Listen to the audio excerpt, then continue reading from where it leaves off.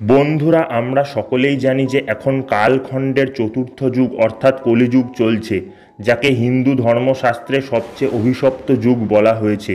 আজকের এই ভিডিওতে আমরা কলিযুগের এমন 5টি রহস্য সম্পর্কে জানব, যার থেকে এখনকার মানুষ অনেক কিছু শিখতে পারবে।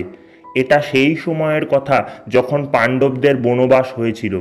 বনবাসে যাওয়ার আগে পাণ্ডবরা শ্রীকৃষ্ণকে জিজ্ঞাসা করলেন, হে শ্রীকৃষ্ণ, এখন তো দাপর যুগ চলছে, আপনি আমাদের বলুন আসন্ন কলিযুগের কি কি ঘটনা দেখতে পাবো আমরা।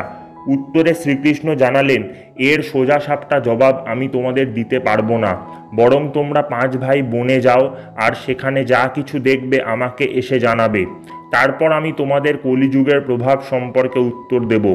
এটা শুনে পঞ্চপাণ্ডব বনে চলে গেলেন। বনে গিয়ে তারা যা যা দেখলেন সেসব দেখে তারা হতবাক হয়ে গেলেন।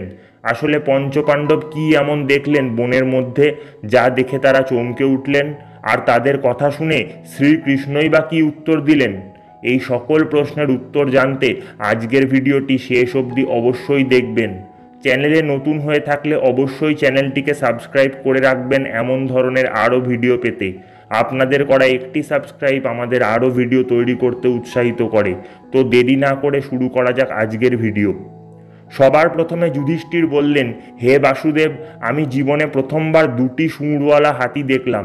বাস্তবিক এটা দেখে আমি আশ্চর্য হয়ে গিয়েছি। এর উত্তরে শ্রীকৃষ্ণ বললেন, হে ধর্মপুত্র, কলিযুগে এমনই লোকেদের রাজত্ব চলবে যারা 2 রকমভাবে শোষণ করবেন। তারা বলবেন একরকম, করবেন অন্য রকম, মনে আরও অন্য ধারণা পোষণ করবেন, আর কাজে এর কোনোটাই করবেন না। এরকম লোকেই পৃথিবী ভরে উঠবে। অধর্ম করাই তাদের কাছে হয়ে উঠবে ধর্ম। এরপর অর্জুন বললেন, হে মাধব, আমি যা দেখেছি সেটা তো এর থেকেও বেশি আশ্চর্যের ঘটনা।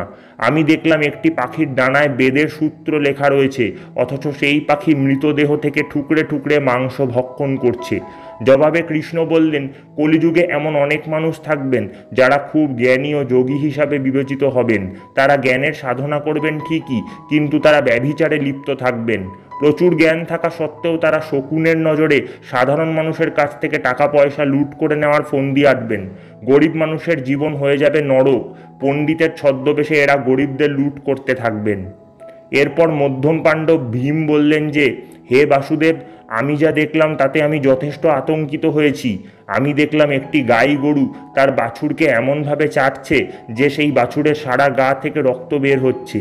হে মাধব, এমন অদ্ভুত দৃশ্য কিসের ইঙ্গিত দিচ্ছে? ভীমের প্রশ্ন শুনে শ্রীকৃষ্ণ বললেন, কলিযুগে মানুষ চরম স্বার্থপর হয়ে উঠবে। সাথে সাথেই সন্তানের প্রতি মায়ের ভালোবাসা এতটাই তীব্র হয়ে উঠবে যে স্নেহের দাপটে সন্তানের কোনো স্বাভাবিক বিকাশই ঘটবে না। মোহমায়ার প্রাবল্যে সংসারে চূড়ান্ত অশান্তি ও বিশৃঙ্খলা দেখা দেবে। পৃথিবীতে প্রবল আকার নেবে স্বার্থের সংঘাত।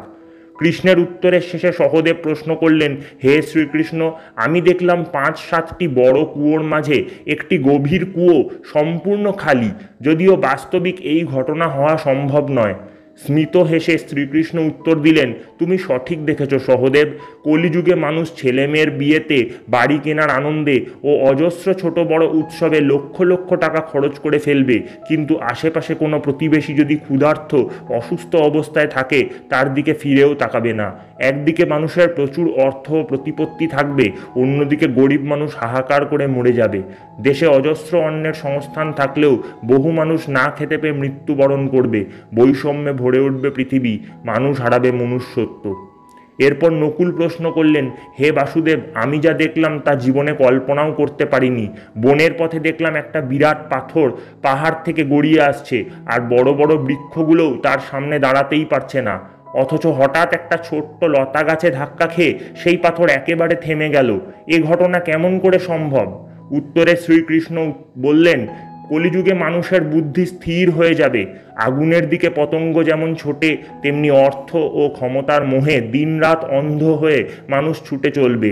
কোনো কিছুতেই তার সেই দৌড় থামবে না, কিন্তু একবার যদি সে হরিনাম জপ করে, সঙ্গে সঙ্গে তার জীবনের সমস্ত মোহ মায়া থেকে তার মুক্তি ঘটবে। কৃষ্ণ নামে সে হয়ে থাকবে বিভোর, অর্থাৎ হরিনামই হবে কলিযুগে মোক্ষ লাভের একমাত্র উপায়। বন্ধুরা, বনবাসে যাওয়ার আগে পাণ্ডবদের কলিযুগ সম্পর্কে এমনটাই বলেছিলেন শ্রীকৃষ্ণ। কেমন লাগলো আজকের ভিডিও কমেন্টে অবশ্যই জানাবেন, আর ভালো লাগলে লাইক করে বন্ধুদের মধ্যে শেয়ার করবেন। এমন ধরনের আরও কাহিনী শুনতে চ্যানেলটিকে সাবস্ক্রাইব করে রাখবেন। দেখা হবে পরবর্তী ভিডিওতে। জয় শ্রীকৃষ্ণ।